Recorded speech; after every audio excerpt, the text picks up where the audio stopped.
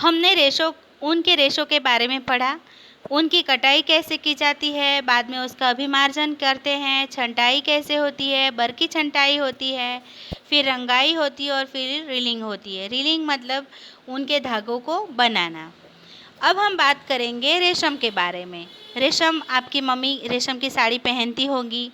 आपने रेशम के बारे में एसएस के विषय में पढ़ा होगा कि रेशम हमारे देश में कितना पुराना है, कीमती कापड़ है। रेशम माने सिल्क। सिल्क के रेशे भी जानतव रेशे होते हैं। कैसे? तो पहला जानतव रेशा है ऊन, जो हमें ऊँट, भेड़, बकरियों से मिलता है। और ये दूसरा जानतव रेशा है जो हमें मिलता है रेशम के कीड़े से। रेशम के कीट रेशम के फाइबरों को बनाते हैं। कैसे बनाते हैं ये हम अब देखेंगे। रेशम प्राप्त करने के लिए रेशम के कीटों को पालना रेशम कीट पालन कहलाता है। रेशम कीट पालन कई राज्यों में किया जाता है। अधिकतर वहाँ महिलाएं और चाची जी, दादी जी आदि महिलाएं इसका व्यवसाय करती है।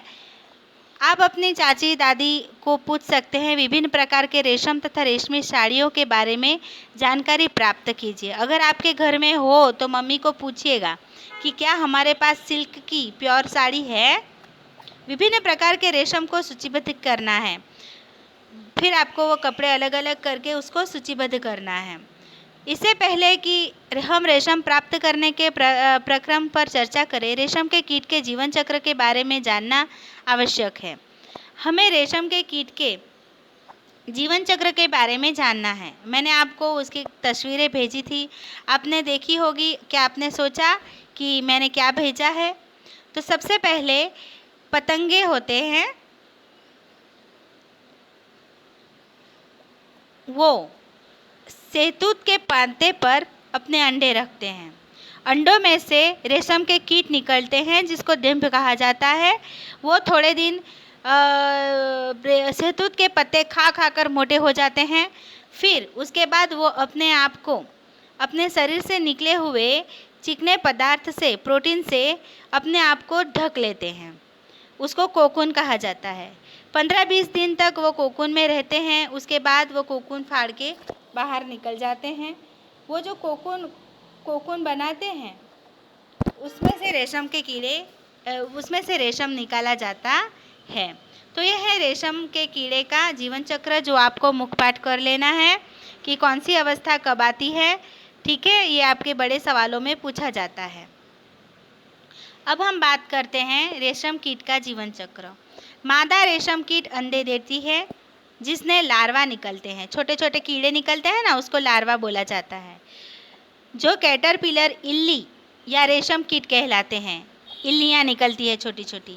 ये आकार में वृद्धि करते हैं और जब कैटरपिलर अपने जीवन चक्र की अगली अवस्था में प्रवेश करने के लिए तैयार होता है तो वह प्यूपा कोशित कहलाता है। अब जो प्यूपा होता है, बड़ा कीड़ा बन जाता है, वो अपने इर्द गिर्द एक जाल बुन लेता है। कैसे बुनता है मैंने आपको दिखाया है।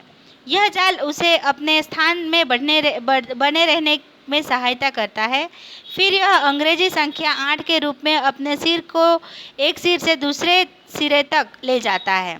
सिर की इस गति के समय कैटरपिलर पतले तार के रूप में प्रोटीन से बना एक पदार्थ स्रावित करता है जो कठोर होकर रेशम का रेशा बन जाता है।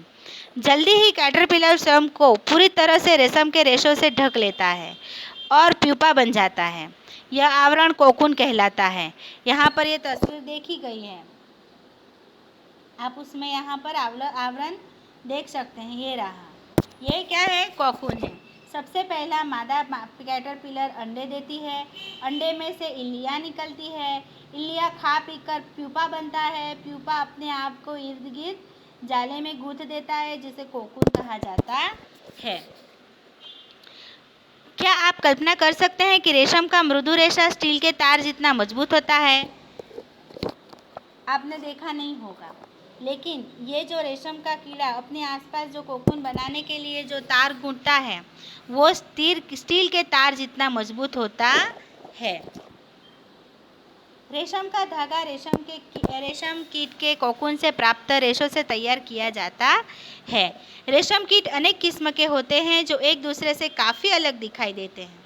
सभी रेशम अलग अलग होते हैं। जैसे कीड़े की अलग अलग जातियाँ होती हैं, वैसे उसके रेशम भी अलग अलग होते हैं और उनसे प्राप्त होने वाला रेशम का धागा गठन, रुक्षता, चिकनाहट, चमक आदि में भिन्न होता है। अलग अलग रेशम के कीड़ों से अलग अलग रेशम बनता है। किसी का धागा ज़्यादा चमकता है तो कोई थोड़ा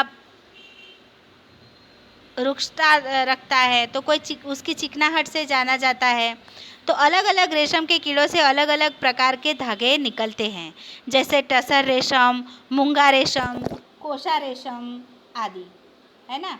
टसर, मूंगा, कोशा रेशम तथा अन्य प्रकार के रेशम विभिन्न किस्म के रेशम कीटों द्वारा कीट गए कोकून से प्राप्त किए जाते हैं। सबसे सामान्य रेशम कीट शहतूत रेशम कीट है। इस कीट के कोकून से प्राप्त होने वाला रेशम फाइबर मृदु, चमकदार और लचीला होता है, मतलब अच्छे किस्म का होता है। उसका फाइबर कैसा होता है? मृदु होता है, चमकदार होता है और लचीला होता है तथा इसे सुंदर रंगों में रंगा जा सकता है। तो हमारे देश में पाया जाने वाला सबसे ज़्यादा रेशम कौन सा है? शहतूत रेशम है। कौन सा रेशम?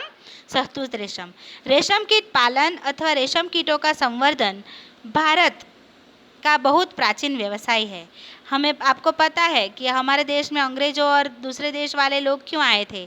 तो वो रेशम और तेजाने की शोध में आए थे, मसालों की शोध में। तो हम लोग पहले से इसका व्यवसाय करते थे। भारत व्यावसायिक स्तर पर बहुत अधिक रेशम का उत्पादन करता है। सब पहले नंबर पर कौन है? चीन है, लेकिन हम भी कम नहीं उत्पादन करते रेशम का। विभिन्न प्रकार के रेशमी वस्त्रों के टुकड़े एकत्रित कीजिए। ये क्रियाकलाप है जो आपको खुद को करना है। जैसे आपको अलग अलग टुकड़े एकत्रित करना है रेशमी के वस्त्र के, आप दर्जी के पास भी जाकर पूछ सकते हो।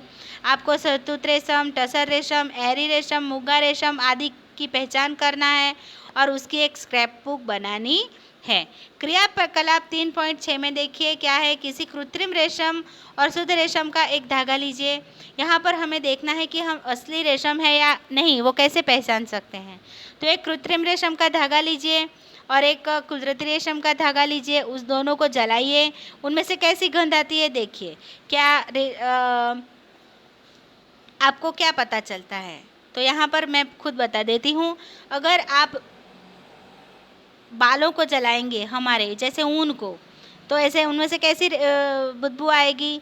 तो उनमें से ऐसी स्मेल आएगी कि जैसे हम अपने बाल जला रहे हों, ठीक है।